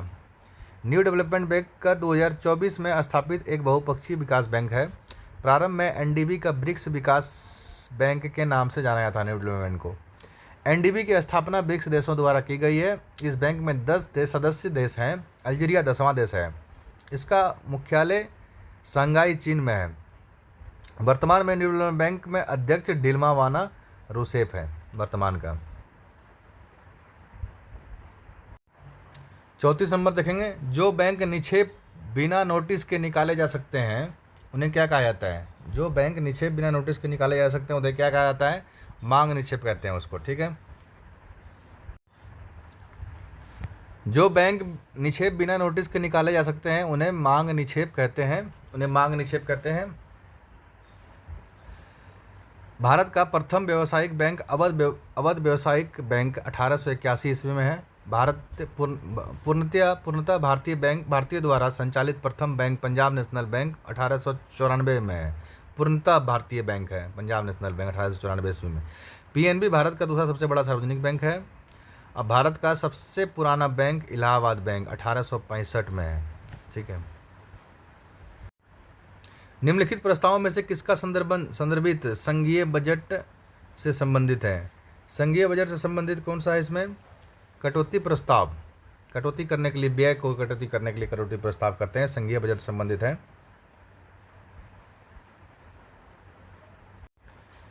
कटौती प्रस्ताव संबंधित संघीय बजट से है। कटौती प्रस्ताव बजट पेश होने का अनुदान मांगों पर बहस के दौरान संसदीय सदस्यों की धनराशि में वृद्धि का अधिकार नहीं है, वे मात्र कमी कर सकते हैं, और ऐसा वे कटौती प्रस्ताव के द्वारा करते हैं, जो 3 प्रकार के होते हैं: प्रतीक कटौती, नीति कटौती और वित्त मेतिका कटौती। निंदा प्रस्ताव सरकार के दोषपूर्ण नीतियों के सुधार के लिए लाया जाता है। स्थगन प्रस्ताव किसी अत्यावश्यक सार्वजनिक महत्व के विषय पर सदन के सदस्यों का ध्यान आकर्षित करने हेतु लाया जाता है। विश्व फुटबॉल दिवस कब मनाया जाता है? विश्व फुटबॉल दिवस कब मनाया जाता है? 25 मई को विश्व फुटबॉल दिवस मनाया जाता है। 25 मई को विश्व फुटबॉल दिवस मनाया जाता है। विश्व फुटबॉल दिवस कब मनाया जाता है? 25 मई को मनाया जाता है।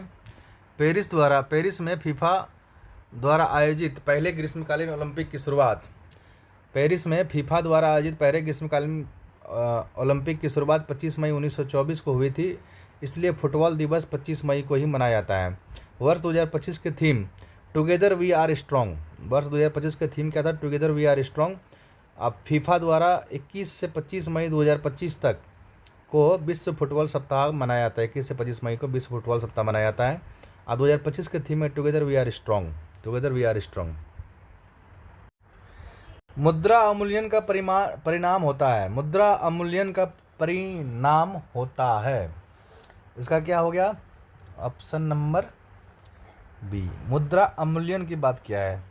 निर्यात में वृद्धि और भुगतान संतुलन में सुधार, ये मुद्रा अवमूल्यन का परिणाम है। निर्यात में वृद्धि करो और भुगतान संतुलन में सुधार कीजिए। मुद्रा अवमूल्यन का परिणाम निर्यात में वृद्धि तथा भुगतान संतुलन में सुधार लाना। अवमूल्यन का अर्थ है अंतर्राष्ट्रीय मुद्रा की तुलना मुद्रा अवमूल्यन का परिणाम निर्यात में वृद्धि और भुगतान संतुलन में सुधार। अवमूल्यन का अर्थ क्या है? अंतर्राष्ट्रीय मुद्रा की तुलना में किसी देश की मुद्रा का मूल्य कम करना। अंतर्राष्ट्रीय मुद्रा की तुलना में किसी देश की मुद्रा को कम करना, मुद्रा का मूल्य कम करना। ऐसा करने का उद्देश्य आयात कम करना, निर्यात को बढ़ाना और भुगतान संतुलन करना होता है। भारत में 1949 में मुद्रा अवमूल्यन हुआ था एक बार, 1966 में, 1991 में मुद्रा अवमूल्यन हुआ था स्वतंत्र भारत में। 1949, 1966, 1991 में स्वतंत्र मुद्रा अवमूल्यन हुआ था। भारत को एग्रो इकोलॉजिकल जोन्स, कृषि पारिस्थितिकीय क्षेत्रों की कुल संख्या कितनी है? कितनी है? टोटल 20 है इसमें। एग्रो इकोलॉजिकल जोन्स भारत में 20 है। भारत में एग्रो इकोलॉजिकल जोन्स कितने हैं? 20 है। भारत में एग्रो इकोलॉजिकल जोन्स की संख्या कितनी है? 20 है। इसे नेशनल ब्यूरो ऑफ सॉइल सर्वे द्वारा जारी किया जाता है। कृषि पारिस्थितिकी क्षेत्रों की उप क्षेत्रों की संख्या 60 है। उप क्षेत्रों की संख्या 60 है और एग्रोलॉजिकल जोन्स की संख्या 20 है। इनका वर्गीकरण मिट्टी, जलवायु प्रकार, प्राकृतिक भौगोलिक परिस्थितियों के आधार पर किया गया है। इकोलॉजी में पारिस्थितिकी का अध्ययन किया जाता है। पेडोलॉजी के अंतर्गत मृदा का अध्ययन किया जाता है। भारत में सर्वाधिक पाई जाने वाली मुख्य मिट्टी जलोढ़ मिट्टी है। तिब्बत का पठार समुद्र तल से कितना ऊंचा है? 2 किलोमीटर मतलब 2 किलोमीटर मतलब कितना हो गया? ये लगभग 2000 मीटर,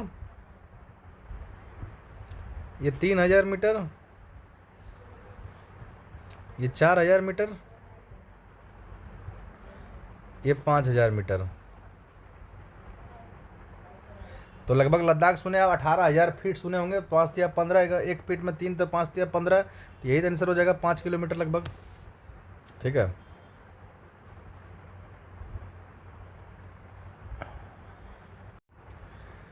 तिब्बत के पठार की औसत ऊंचाई समुद्र तल से 5 किलोमीटर है। तिब्बत स्थित पामीर का पठार विश्व का छत कहा जाता है। तिब्बत चीन के अधीन स्वायत्त प्रक्षेत्र है। तिब्बत का पठार हिमालय पर्वत श्रृंखला से लेकर उत्तर में तकला मकान रेगिस्तान तक है। टकला मकान रेगिस्तान तक है। तिब्बत का पठार जो हिमालय की पर्वत श्रृंखला से लेकर उत्तर में टकला मकान रेगिस्तान तक विस्तृत है। तिब्बत का पठार का वातावरण शुष्क स्टेपी प्रकार का है। तिब्बत का पठार क्षेत्रफल लगभग 25 लाख वर्ग किलोमीटर में फैला है। वाह। भारत में निम्नलिखित में कौन सी पर्वतीय श्रेणी केवल एक ही राज्य में फैली है? कौन सी पर्वतीय श्रेणी लगभग एक ही राज्य में फैली है भारत में? अरावली तो और भी राज्य में है, दिल्ली में, हरियाणा में है, राजस्थान में है, लेकिन अजंता मुंबई में फैली है। सिर्फ अजंता जो पर्वतीय श्रेणी है ना, ये मुंबई में ही है, केवल एक राज्य में ही फैली है, महाराष्ट्र में। अजंता पर्वत श्रेणी केवल एक ही राज्य में फैला है, जो कि महाराष्ट्र में। अजंता पर्वत श्रेणी पश्चिमी भारत में अवस्थित है। अजंता पर्वत श्रेणी महाराष्ट्र में अवस्थित है। भारत में पश्चिमी तट पर स्थित पर्वत श्रृंखला और को पश्चिमी घाट या सह्याद्री कहते हैं। पश्चिमी घाट का सबसे ऊंची चोटी अन्नाईमुड़ी है। पूर्वी घाट को कोरोमंडल कहते हैं। निम्नलिखित देशों में मुद्रा का कौन सा विकल्प सुमेलित नहीं है? कौन सा सुमेलित नहीं है बोल रहा है? बुल्गारिया का लेव, अल्बानिया का लेक, मालदोवा का लियू, इटली की मुद्रा यूरो। कौन सा सुमेलित नहीं है बोला है? तो इटली की मुद्रा क्या होती है? लीरा। इटली की मुद्रा लीरा होती है, यही सुमेलित नहीं है। ऑप्शन देखते हैं। इटली की मुद्रा लीरा, बाकी सभी विकल्प सुमेलित हैं। पापुआ न्यू गिनी का पोर्ट मेरेस्बी और इसका मुद्रा है कीना। फिजी का कैपिटल है सूबा और इसका मुद्रा है डॉलर। टोंगा का है राजधानी हो गया आपका नुको अलाफा और इसका मुद्रा हो गया पंगा। फ्रेंच गुआना का राजधानी हो गया कोयन्ने और मुद्रा हो गया उसका यूरो। क्रोएशिया का राजधानी हो गया जाग्रेब, उसका मुद्रा हो गया कूना। रोमानिया का राजधानी बुखारेस्ट, उसका मुद्रा हो गया लियू। ठीक है।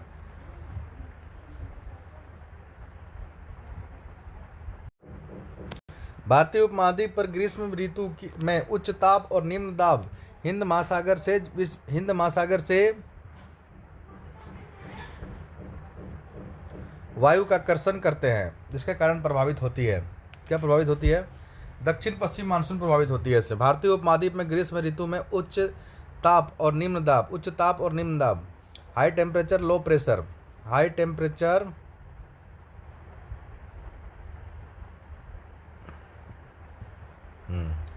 टेम्परेचर हाई लो प्रेशर, ये इसका रेसिप्रोकेशन होता है। टेम्परेचर हाई लो प्रेशर, उच्च ताप लो प्रेशर, निम्न दाब हिंद महासागर में वायु कर्षण करते हैं। हिंद महासागर में इसके कारण प्रभावित क्या होते हैं? दक्षिण पश्चिम मानसून प्रभावित होते हैं इससे।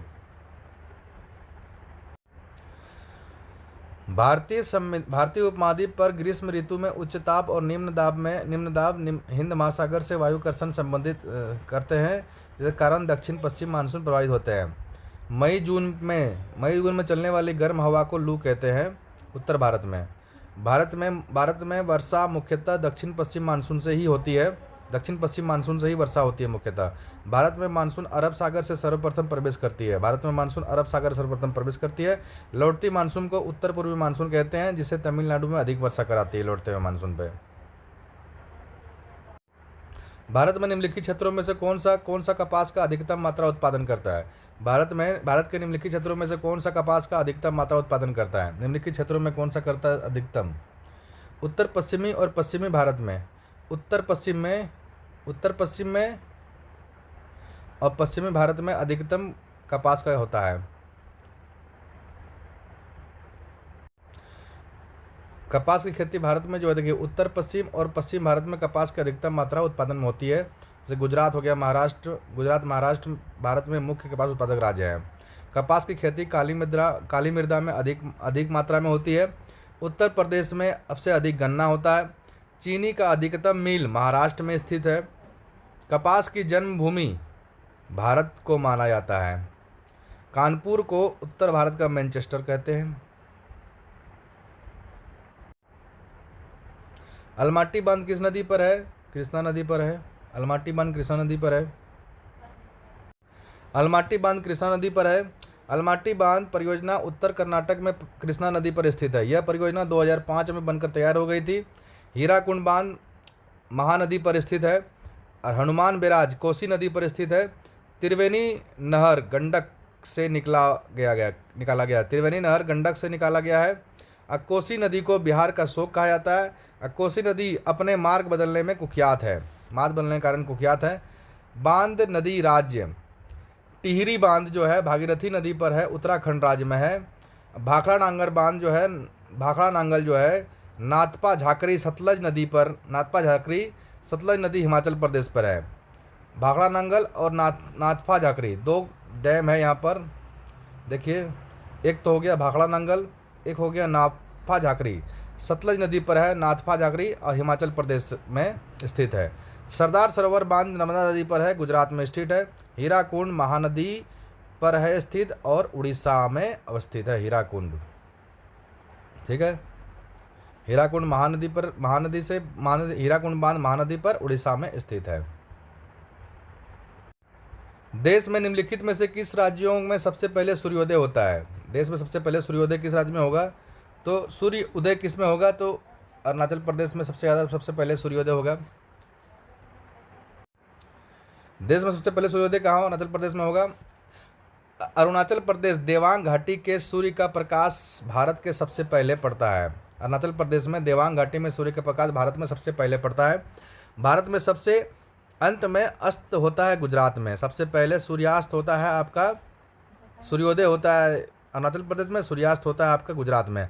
भारत के अरुणाचल प्रदेश राज्य में सूर्योदय तथा गुजरात में सूर्य अस्त के बीच लगभग 2 घंटे का अंतर होता है। भारत के पश्चिम और पूर्वी देशांतर के मध्य 30 डिग्री का देशांतर में विस्तार है। भारत की अवस्थी विषुवत रेखा के अंतर्गत 8 डिग्री 4 मिनट और 37 डिग्री 6 मिनट उत्तरी अक्षांश मध्य है। भारत का देशांतरी विस्तार 68 डिग्री 7 मिनट 97 डिग्री 25 मिनट है। ठीक है। भारत क्रिकेट कंट्रोल बोर्ड ने किसे भारतीय क्रिकेट टीम का 37वां टेस्ट कप्तान बनाया था? 37वां क्रिकेट टेस्ट कप्तान किसको बनाया था? शुभमन गिल को बनाया था 37वां टेस्ट कप्तान। भारत क्रिकेट कंट्रोल बोर्ड के शुभमन गिल को भारत क्रिकेट टीम का 37वां टेस्ट कप्तान बनाया था। शुभमन गिल 25 वर्ष 285 दिन की आयु में भारतीय भारतीय टीम टेस्ट की कप्तानी सौंपी थी। 25 वर्ष 285 दिन, लगभग 26 वर्ष। मंसूर अली खान पटौदी भारत के सबसे युवा टेस्ट कप्तान रहे हैं। मंसूर अली खान पटौदी भारत के सबसे युवा टेस्ट कप्तान रहे थे। इन्होंने मात्र 21 वर्ष 77 दिन की उम्र में भारतीय टेस्ट टीम की कप्तानी संभाली थी मंसूर अली खान पटौदी ने। मंसूर अली खान पटौदी ने पहली बार 1962 में वेस्ट इंडीज़ के विरुद्ध कप्तानी की थी। मंसूर अली खान ने पहली बार 1962 में वेस्ट इंडीज़ के विरुद्ध कप्तानी की थी। वर्तमान में भारतीय एकदिवसीय क्रिकेट टीम के कप्तान रोहित शर्मा है और T20 भारतीय टीम के कप्तान सूर्य कुमार यादव हैं। वर्तमान में भारतीय महिला क्रिकेट टीम के कप्तान हरमनप्रीत कौर हैं। भारत का सर्वोच्च न्यायालय का बार एसोसिएशन के अध्यक्ष किसे नियुक्त किया था? सर्वोच्च न्यायालय का बार एसोसिएशन का अध्यक्ष किसे नियुक्त किया गया है? ये विकास सिंह को बार एसोसिएशन का अध्यक्ष नियुक्त किया गया, सर्वोच्च न्यायालय का विकास सिंह को। 20 से 22 मई 2025 तक विश्व हाइड्रोजन शिखर सम्मेलन 2025 का आयोजन कहाँ किया गया है? 20 से 22 मई 2025 तक हाइड्रोजन शिखर सम्मेलन 2025 का आयोजन कहाँ किया गया है? यह नीदरलैंड में किया गया है। 20-22 मई 2025 तक विश्व हाइड्रोजन शिखर सम्मेलन 2025 का आयोजन नीदरलैंड में किया गया है। ठीक है। नीदरलैंड का प्रधानमंत्री का नाम क्या है? Dick stop. नीदरलैंड का पीएम का नाम क्या है? Dick spoke. ठीक है। इसका राजधानी क्या है? एम्स्टर्डम। एम्स्टर्डम। एम्स्टर्डम इसका राजधानी, नीदरलैंड का कैपिटल, नीदरलैंड कैपिटल एम्स्टर्डम है। इसका मुद्रा है, नीदरलैंड का मुद्रा यूरो। ठीक है, आगे बढ़ते हैं। 49 नंबर क्वेश्चन। 49 में क्या बोला है? भारत की प्रथम विस्टाडोम जंगल ट्रेन सेवा किस राज्य से प्रारंभ हुई है? विस्टाडोम बोला है, विस्टाडोम किस राज्य से प्रारंभ हुई है? विस्टाडोम ये उत्तर प्रदेश से प्रारंभ हुई है। विस्टाडोम ये, इसका विश्लेषण देखना जरूरी है, देख लेते हैं। भारत की प्रथम विस्टाडोम जंगल ट्रेन रेल सेवा प्रारंभ उत्तर प्रदेश में की गई है। उत्तर प्रदेश सरकार के बहराइच जिला से कार्तनिया घाट वन्यजीव अभयारण्य को पीलीभीत से दुधवा टाइगर रिजर्व से जोड़ने वाली विस्टाडोम कोच सेवा है। विस्टाडोम बहराइच जिला में कार्तनिया घाट वन्यजीव अभयारण्य से पीलीभीत के दुधवा टाइगर रिजर्व से जोड़ने वाला है। बहराइच से उत्तर प्रदेश चलाया। विस्टाडोम ट्रेन सेवा सप्ताहांत है, मतलब सप्ताह में एक बार संचालित होती है। और पर्यटक ट्रेन में विशेष रूप से डिजाइन किए गए कोच हैं। ठीक है, जिसमें बड़ी कांच की खिड़की एवं पारदर्शी छतें हैं। इसका उद्देश्य राज्य के वन क्षेत्रों को एक गंतव्य 3 वन ब्रांड के तहत राष्ट्रीय और अंतर्राष्ट्रीय स्तर पर प्रचलित करता है। Question number 50। भारतीय अंतरिक्ष अनुसंधान संगठन इसरो को किस वर्ष गगनयान वर्ष घोषित किया गया?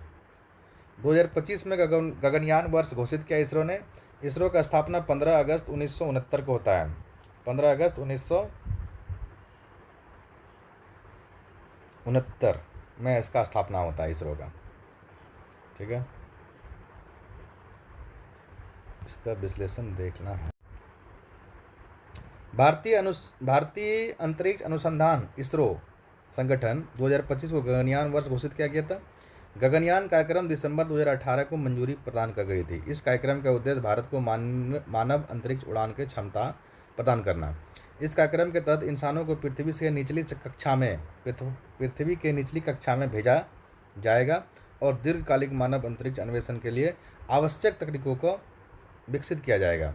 गगनयान की सफलता के बाद भारत, अमेरिका, रूस और चीन के बाद विश्व का चौथा देश बन जाएगा जो स्वदेशी तकनीक से स्पेस में इंसान भेजेगा। इसरो का लक्ष्य 2027 तक का पहला मानव मिशन गगनयान मिशन भेजना है। इस मिशन के लिए रोबोट तैयार किया गया है जिसका नाम है व्योममित्रा।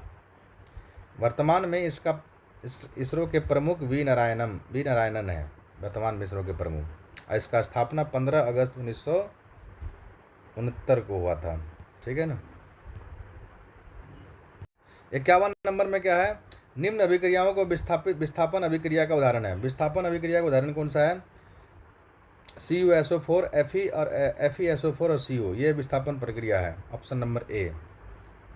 52 नंबर देखिए, चावल की खेती के लिए आदर्श जलवायु परिस्थितियाँ क्या है? चावल की खेती के लिए आदर्श जलवायु परिस्थितियाँ क्या है?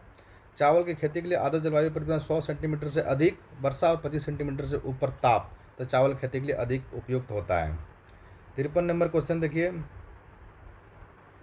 प्राणियों और पादपों की जातियों से अधिकतम विविधता क्या है? प्राणियों और जातियों से अधिकतम विविधता मिलती है, किसमें मिलती है? ये उष्णकटिबंधीय एवं आर्द्र वनों में मिलती है। प्राणियों और जातियों से अधिक विविधता मिलती है उष्णकटिबंधीय आर्द्र वनों में। ठीक है। 54 नंबर क्वेश्चन देखिए, इसमें कैसे मिलते हैं? देखिए, पूर्वी अफ्रीका में सवाना घास का मैदान मिलते हैं, ब्राज़ील में कंपोस, वेनेजुएला में लानोस, अर्जेंटीना में पंपाज, प्रेरिज मिलता है आपका उत्तरी अमेरिका में, दक्षिण अफ्रीका में वेल्स, मध्य एशिया में स्टेपी और ऑस्ट्रेलिया में डाउन्स घास का मैदान मिलते हैं। ठीक है। 54 नंबर देखिए, भारी मशीनों में स्नेहक के रूप में निम्नलिखित में से किस वस्तु का इस्तेमाल किया जाता है? भारी वस्तुओं में स्नेहक के रूप में किसका उपयोग करते हैं? भारी मशीनों में इसका हम ग्रेफाइट का उपयोग करते हैं स्नेहक के रूप में भारी वस्तुओं में। ठीक है ना। 54 नंबर। स्पंज क्या है? 55 नंबर क्वेश्चन में बोल रहा है स्पंज क्या है? स्पंज एक कवक है, पादप है, जीवाश्म है, जीव है। स्पंज एक जीव है। ठीक है। स्पंज क्या है? स्पंज एक जीव है। ठीक है। एक बीकर 4 डिग्री सेंटीमीटर का पूर्णतः जल से भरा हुआ है, जल ऊपर से होकर बहने लगेगा। इसलिए यदि इसे 4 डिग्री सेंटीग्रेड से ऊपर गर्म करेंगे, एक बीकर 4 डिग्री सेंटीग्रेड पर पूरा जल भरा हुआ है, 4 डिग्री सेंटीग्रेड पर पूर्णतः जल भरा हुआ है एक बीकर पर, जल ऊपर की ओर बहने लगेगा। यदि उसे 4 डिग्री सेंटीग्रेड से ऊपर गर्म करेंगे तो बहने लगेगा, या 4 डिग्री सेंटीग्रेड से नीचे ठंडा करेंगे तो वही भी बहने लगेगा उसको। दोनों बात है इसमें, दोनों सही है, ए बी दोनों सही है, मतलब सी सही है।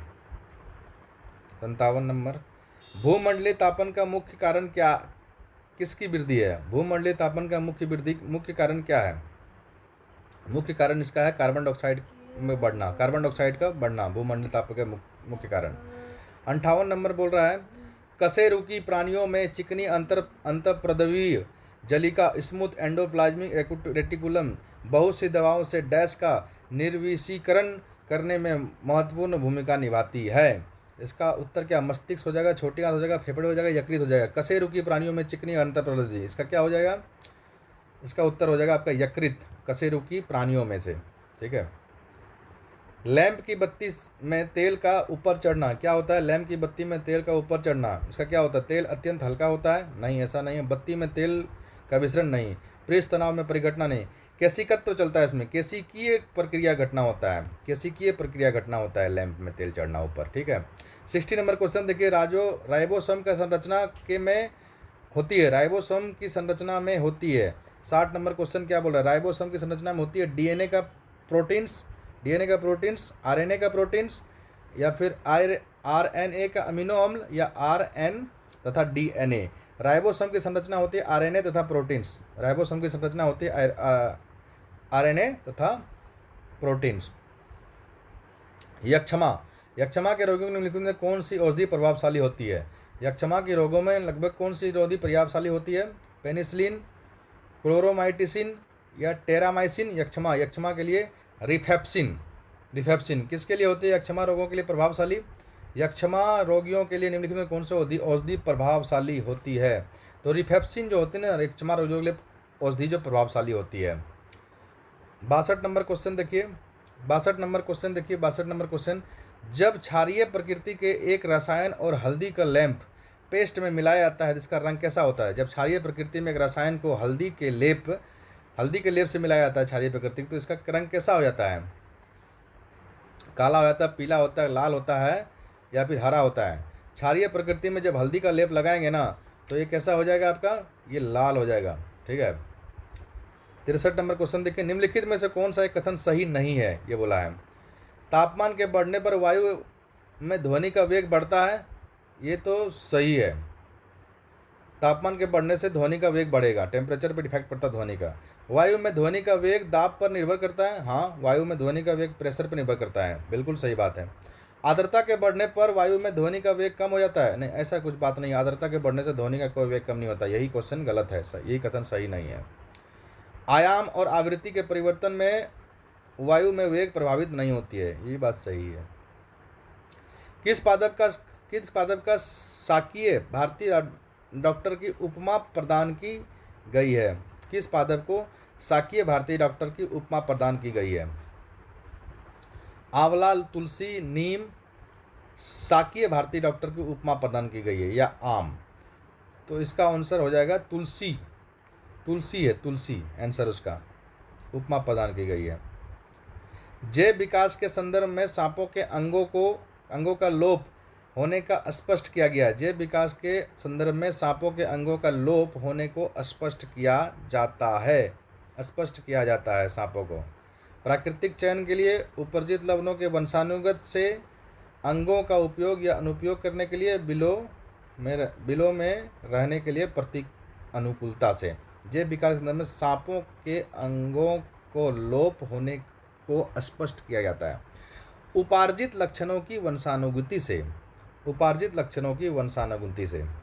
ठीक है। 66 नंबर, प्रतिजैविक एंटीबायोटिक दवाएं विषाणु वायरस पर प्रभावी नहीं होती क्योंकि इनमें डैश का अभाव होता है। प्रतिजैविक एंटीबायोटिक दवाएं विषाणु वायरस प्रभावी नहीं होती क्योंकि इनमें डैश का अभाव है।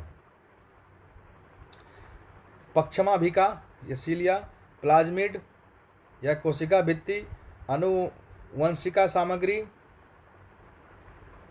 66 का है इसका आंसर सी, कोशिका भित्ति। ठीक है। क्वथन होता है, क्वथन मतलब क्या होता है, क्वथनांक क्या होता है? क्वथन होता है एक निश्चित ताप पर ही, तापक्रम पर ही क्वथनांक होता है। क्वथनांक और मतलब बॉइलिंग पॉइंट, और बॉइलिंग पॉइंट को क्वथनांक बोलते हैं। क्वथनांक और हिमांक होता है ना, वही क्वथनांक। सोडियम 11 दूना 22 में 1 बीटा उत्सर्जन के बाद बनने वाला पदार्थ क्या होता है? बनने वाला पदार्थ क्या होता है इसका? मैग्नीशियम होता है। 1 बीटा उत्सर्जन में बनने वाला पदार्थ क्या होता है? मैग्नीशियम होता है। ठीक है।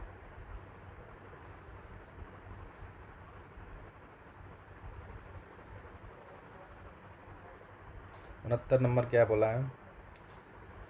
ठोसों के बारे में निम्नलिखित में से कौन सा कथन गलत है? किसी ठोस के आकार को आकृति निश्चित होते हैं जो स्वतः परिवर्तित नहीं होते। ये बात सही है, स्वतः परिवर्तित नहीं होते, निश्चित तो होता है। किसी ठोस को गर्म कर किए जाने या उसके कणों को तापीय ऊर्जा कम हो जाती है या द्रव में परिवर्तित हो जाती है। ठोस तो द्रव में परिवर्तित हो जाती है, ये कथन गलत है। जैसे ठोस को गर्म किए जाने पर उसके कणों की तापीय ऊर्जा कम हो जाती है, नहीं, ऐसा नहीं है। ठीक है। ठोस को गर्म करने पर द्रव में परिवर्तित तो हो जाती है, लेकिन तापीय ऊर्जा कम नहीं होती है। ठीक है। भौतिक अवस्था में रहती है, भौतिक अवस्था का परिवर्तन नहीं होती है। ये ठोस पदार्थ की भौतिक अवस्था है जिसका आकार आयतन दोनों निश्चित रहता है, आकार और आयतन दोनों निश्चित होता है इसका भौतिक पदार्थ। ठीक है। उत्तल लेंस का फोकस दूरी क्या होती है? उत्तल लेंस का फोकस दूरी क्या होती है? उत्तल लेंस का फोकस दूरी क्या होती है? फोकस दूरी अधिकतम किस में होती है? नीले प्रकाश में, पीले प्रकाश में, हरे प्रकाश में, लाल प्रकाश में। लाल प्रकाश में उत्तल लेंस की फोकस दूरी अधिकतम होती है। कृत्रिम उपग्रह में सरल लोलक का आवर्तकाल होगा। कृत्रिम उपग्रह में सरल लोलक का आवर्तकाल क्या होगा? अनंत होगा। सरल लोलक का आवर्तकाल क्या होगा? तृतीय उपग्रह, कृत्रिम उपग्रह में अनंत होगा। नीचे दिए गए चित्र में विद्युत परिपथ को चिन्हांकित उपकरणों के नाम लिखें। चिन्हांकित उपकरणों